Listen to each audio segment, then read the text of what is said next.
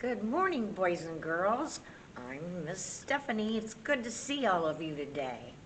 Today we're going to talk about Martin Luther King. How many people know Martin Luther King? Well, if you don't, I'm right here to tell you about him. He was a great man. The first book we're going to read is called I Am Martin Luther King.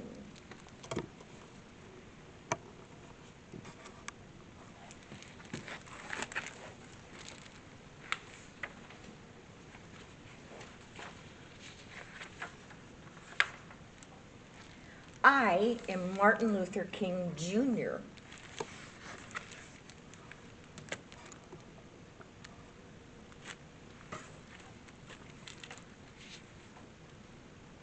When I was little, I used to get into a lot of accidents. One day, my little brother hit me in the head with a baseball bat. Two other times, I mistakenly got knocked over by a car. Another day, I tumbled over our banister and then bounced through an open door into the basement.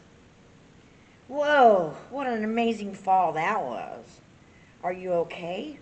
I'm okay. No matter how many times I fell, I kept getting back up. Even before I could read, I knew I liked books. Mom and my dad always talked about how I kept a lot of books around me.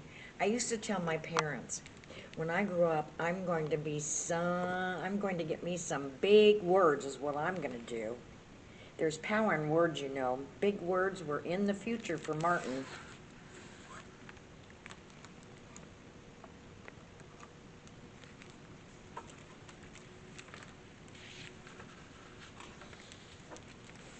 When I was 6 years old, one of my best friends was a boy whose father owned a store across the street. You're it. No, you're it. No, you're it. No, you're it. My friend was white and I was black, and it didn't matter to us. We could play games and have fun together.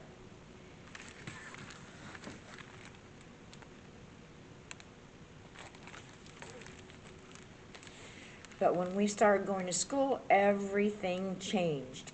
He went to a school where all the kids were white. I went to a school where everyone was black. Soon after, he told me, I can't play with you anymore. Why not? My dad said so. He doesn't want us being friends. But why? You're my very best friend, aren't you? Aren't you? I didn't understand. It didn't make sense to me.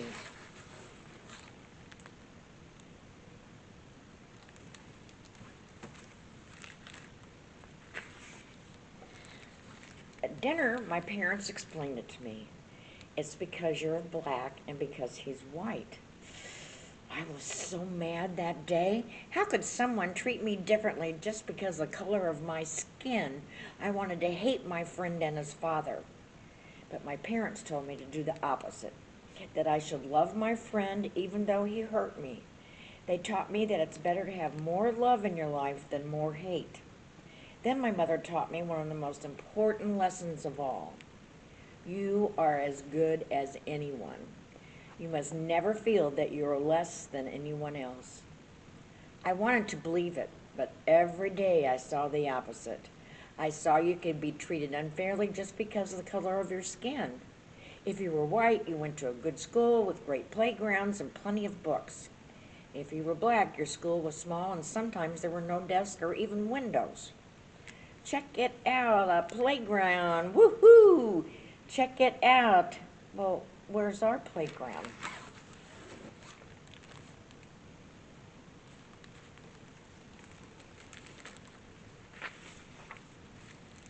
It was just the schools.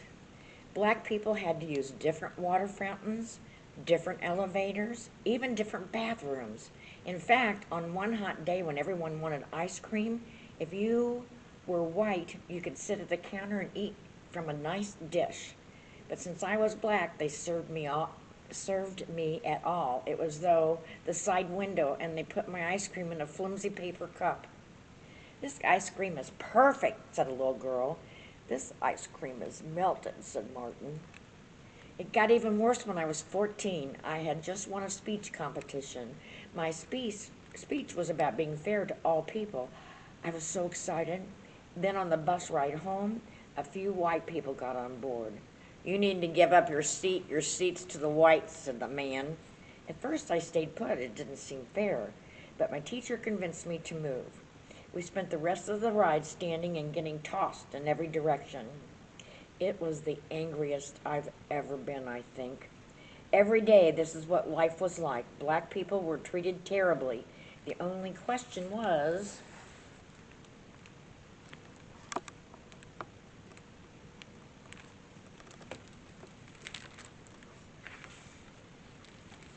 what could I do about it? At the age of 15, I started college. By 19, I became a minister and entered seminary school to study religion. Over those years, I read works of Henry David Thoreau and Gandhi. Thoreau taught me about civil disobedience and how an evil system could be changed without violence. Gandhi opened my mind to the power of nonviolent resistance. What's that?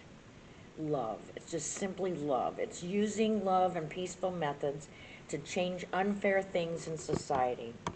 It was a lesson I wanted to share with everyone. In no time at all, I got my chance. In Alabama, a black woman named Rosa Parks was told to give up her seat to a white man. It was just like what happened to me when I was younger. But unlike me, Mrs. Parks refused.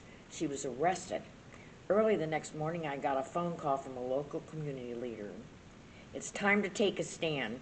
We should boycott the buses so everyone knows that we won't accept their treatment anymore. You know, that's not going to be easy. Do not ask if it's easy, ask if it's right. It was just like Thoreau taught. Instead of using violence to protest the unfair rules, black people should use a peaceful mood. We would not ride the public buses. Without our money, the bus companies would go out of business. Now the only question was, would it work?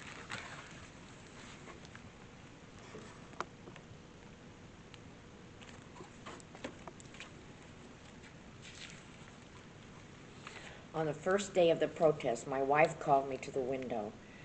The buses are all empty. It's working. We had to keep it going. As the head of the bus boycott, I gave one of the most important speeches of my life. The room was packed. Camera crews were filming. I only had 20 minutes to prepare. I didn't use notes, but I ended up speaking from my heart. I found out how big words can be.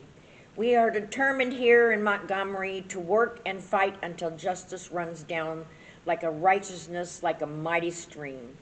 When the history books are written in the future, somebody will say there lived a race of people, black people, who had the moral courage to stand up for their rights.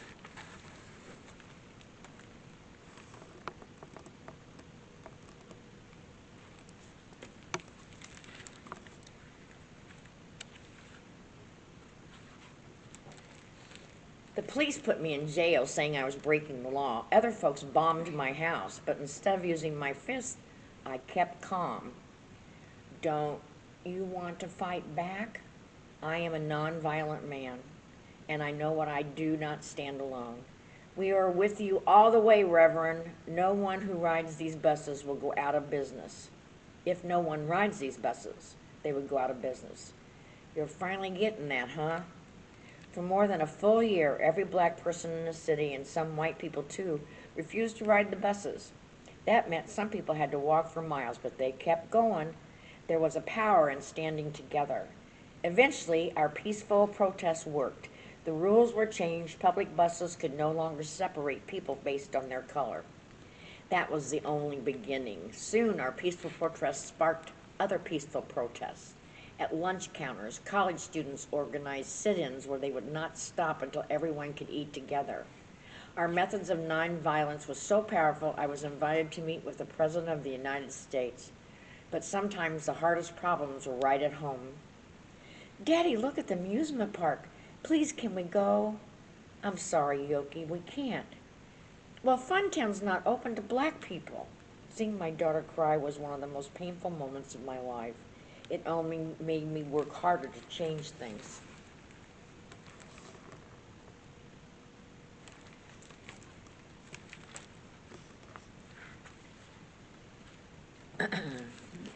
Was it easy? Absolutely not. During one protest in Birmingham, Alabama, the police came again and arrested me and locked me in a dark cell that only had one window. Injustice anywhere is a threat to justice everywhere. Someone slipped me a newspaper in which white religious leaders had written an article calling us lawbreakers. Someone then snuck me a pen in the jail cell, and I wrote my own response in the margins of the newspaper and even on toilet paper.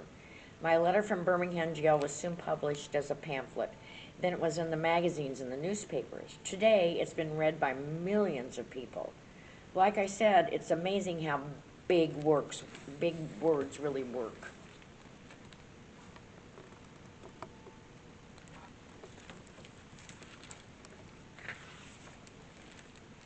Our message was so important, even kids your age joined us. In Birmingham, during the Children's Crusade, more than 1,000 kids, some as young as 6 years old, showed up to march. What do you want? Freedom! The first day, the police arrested 900 of them. The next day, 2,500 children showed up, ready to go to jail. Say no! Segregation is over. Freedom now. Equal rights. I am a person. Separate no more. We need freedom.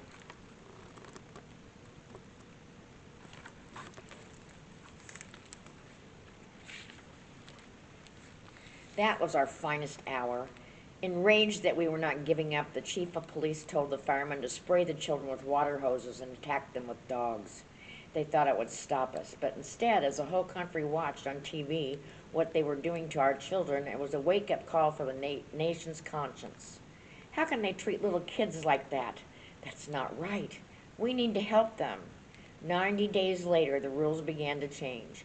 Now blacks and whites in Birmingham were using the same lunch counters, the water fountains, and the restrooms. You could feel it in the air. More change was coming. Freedom was contagious. By the summer of 1963, an estimated 1 million Americans held their own protests in cities across the country. A man named Philip Randolph suggested a massive march. If we march together peacefully, they won't be able to ignore us. Together we can convince Congress and the President to pass laws so that no one in America can treat people differently because of their skin color. I like that idea. Where should we have it? There's only one place to have it.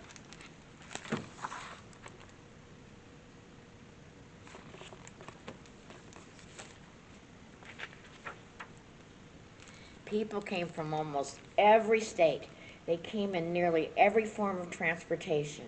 They took off work, and they didn't get paid just to be there. Old people, young people, black people, white people, even children like you.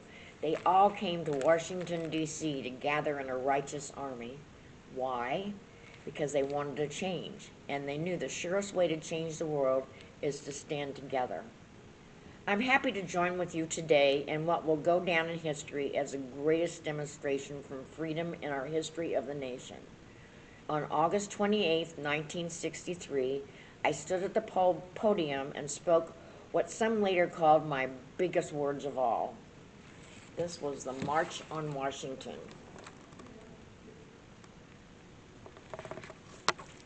He never gave up. I have a dream that my 4 little children will one day live in a nation where they will not be judged by the color of their skin, but by the content of their character. I have a dream that one day little black boys and black girls will be able to join hands with little white boys and white girls as sisters and brothers. Let freedom ring. From every mountainside, let freedom ring.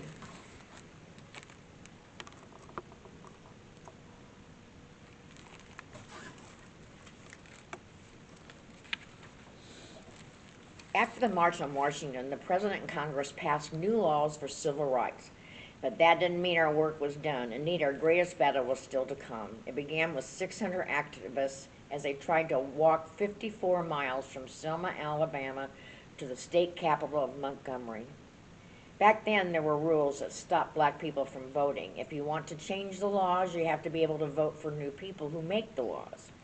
We're marching to tell the governor, we want voting rights. This brutality must stop. No matter what, don't let them pass. The police had billy clubs and tear gas. They attacked our group and knocked many people down. But as I learned so long ago, you have to get backups. No matter how hard they hit us, we remained peaceful. Still, we didn't get through. 2 days later, we tried again. Now there were 2,500 of us. We'll get to Montgomery, don't worry. No, you won't. I promise you won't. Once again, we tried. Once again, we did not get through. Did we give up? No.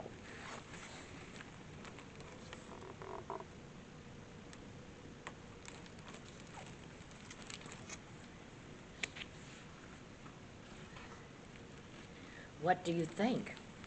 It was Sunday, March 21st, 1965. 1/3 try. Now we had 8,000 people with us. Are we on the move? We shall overcome. Check out the crowd. Black, white, Christian, Jewish, all standing together. For 2 days we marched. Rain could not stop us. The world was watching. The White House was too. President Johnson even sent troops to protect us. Exhaustion could not stop us. As we reached Montgomery, Alabama, tears were shed, but this time they were tears of joy.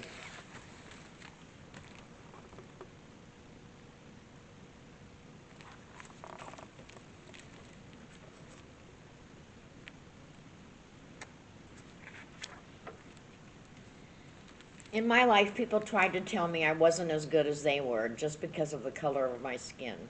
When someone hurts you like that, it can be tempting to hurt them back. You must refuse. When someone shows you hate, show them love. When someone shows you violence, show them kindness. To reach our goals, we must walk in a path of peace. We must lock arms with our brothers and sisters. We must march together.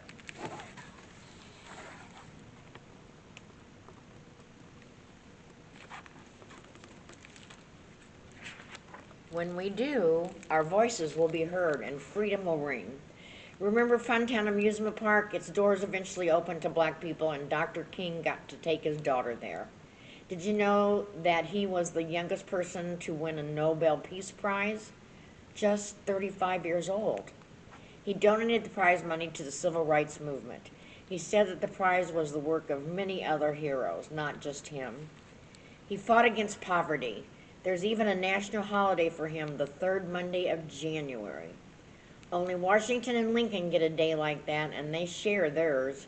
It's a day to remember how far we have come and how much more work we have to do.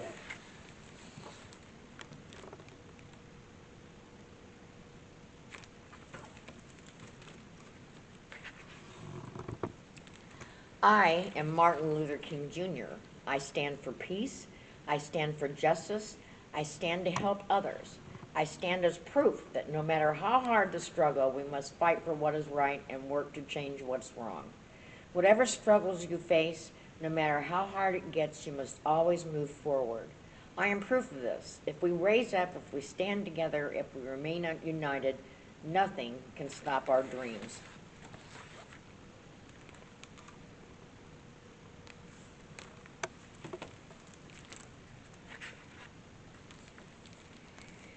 The time is always right to do right. And that is a story of Martin Luther King. What a very special man he was. And such a good father and such a good friend to many people. Children all over have a special day that day when they're at school. Well, actually, I think it's a formal holiday. But they always talk about Martin Luther the week of his birthday.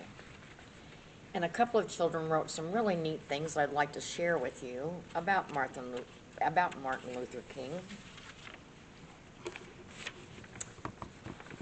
A little boy said he was a hero, a leader, a speaker, a man of great courage and wise, a coach, a believer, a peacemaker, a preacher, an equal were all in his eyes. Luther King Jr. Do you know that name? This man wasn't searching for fortune or fame. His dream was to make the world a better place. He cared for all, no matter what color or race. Martin believed in justice. He wanted laws to be fair. He gave important speeches. Then others began to care. It wasn't easy. His job was tough, but he was determined and he never gave up. Because of Martin, all our people now are treated the same. Martin Luther King Jr., do you know that name?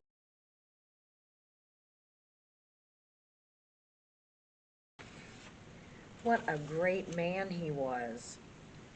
You know, we forget sometimes that there are all kinds of African Americans that have made great strides in our country.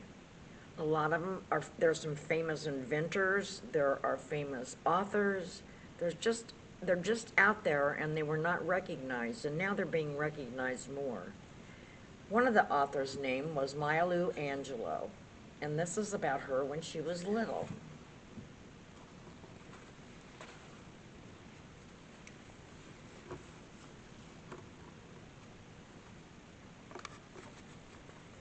People didn't treat Maya very well when she was growing up.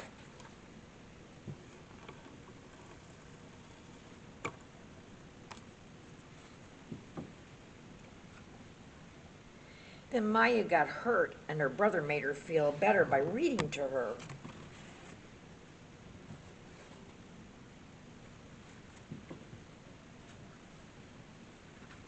Maya didn't speak very much until a friend told her to try to read out loud.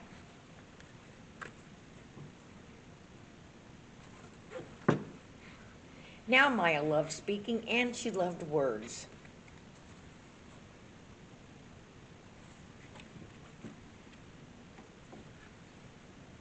When she finished school, she thought, there's nothing I can't be. There is nothing I can't be. Lift every voice, she said.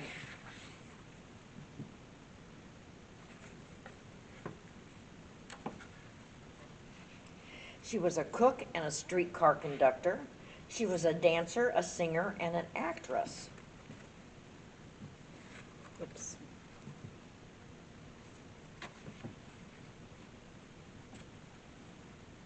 She traveled the world and spoke many languages. I didn't know that about her.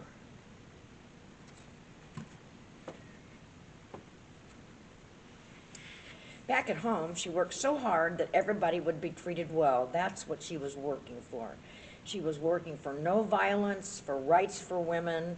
She was very strong, and she believed strongly.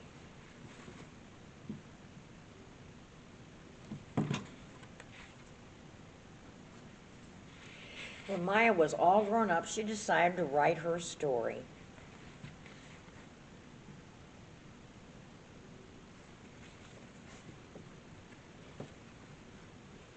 Her words taught people that you can be anything that you want to be.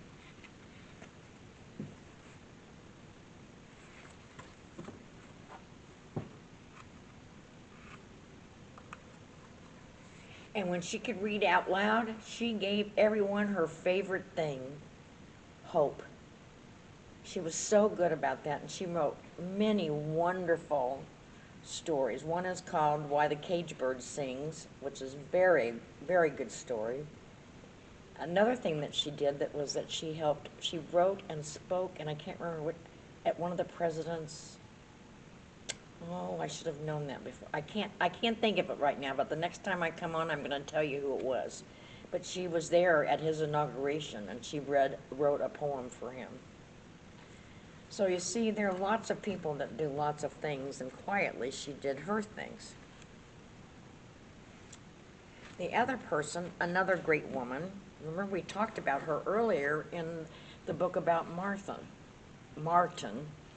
This is Rosa Parks. Do you remember what she did?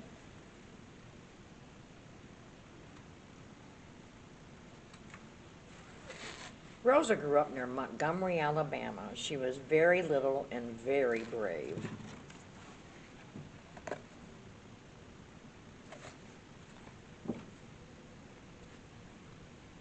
Her grandparents told her stories about a terrible time when black people were not allowed to be free.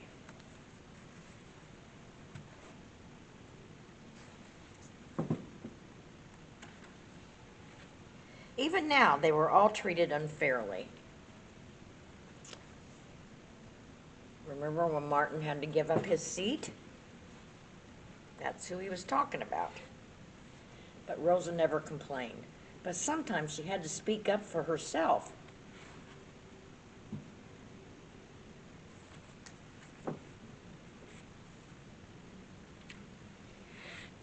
When Rosa grew up, her life was full of unfair rules. There was a colored entrance, and they called it a colored water fountain. They had a white fountain, they had colored restrooms, they had white restrooms, and you had to go to the back of the bus or stand.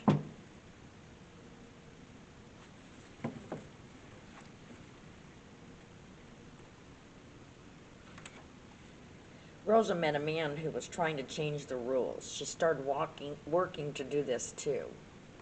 She wanted everybody to have the chance to vote and to please vote.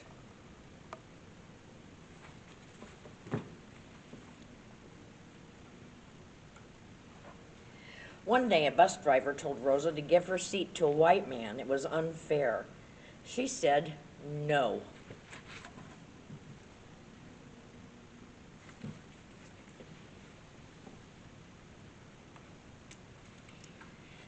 Rosa was taken straight to jail. When she came home that night, she made a plan.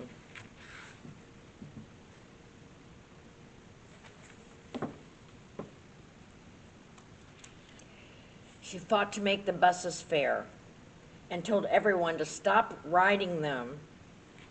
She was helping Martin Luther King also.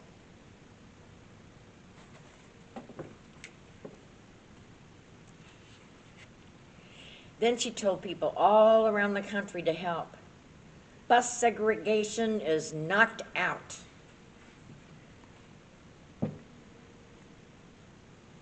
it started with Rosa Parks. Rosa kept working to change more rules. She fought for all people who were treated unfairly. We have to keep trying as long as we live, and that was her motto, Miss Rosa Parks.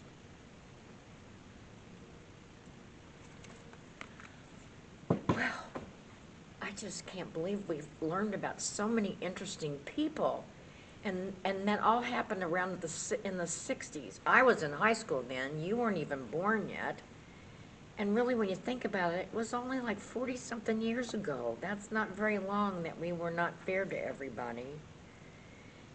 So, with that, I hope that you enjoy the rest of your January. You'll have to come back and listen. We'll be talking about snowflakes and winter animals in the coming months. And I want to leave you with a couple of jokes. Knock, knock. Who's there? Gladys. Gladys who? Gladys January, how about you? Oh. What's for breakfast on a real cold January day? Snowflakes. No frosted flakes, snowflakes. Oh, golly. Oh, these kill me.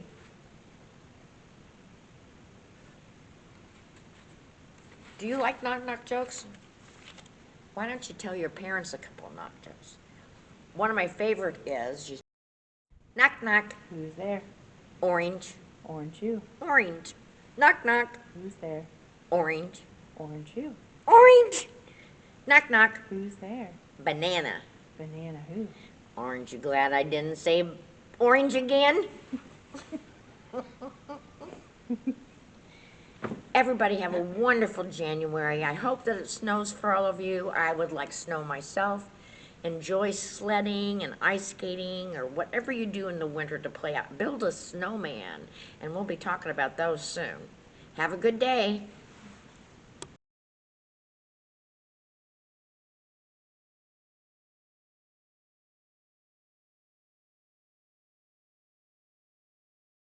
Well, hello there, boys and girls. How's everybody today? Are you great? I am.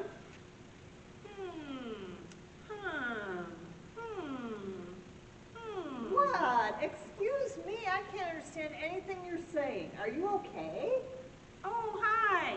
I'm sorry. I'm just thinking about what I'm going to do on my day off coming up. Well, what day off is that? It's Martin Luther King Jr. Day. Oh, yes, I have that day off too, but I'm going to volunteer that day at our local food pantry.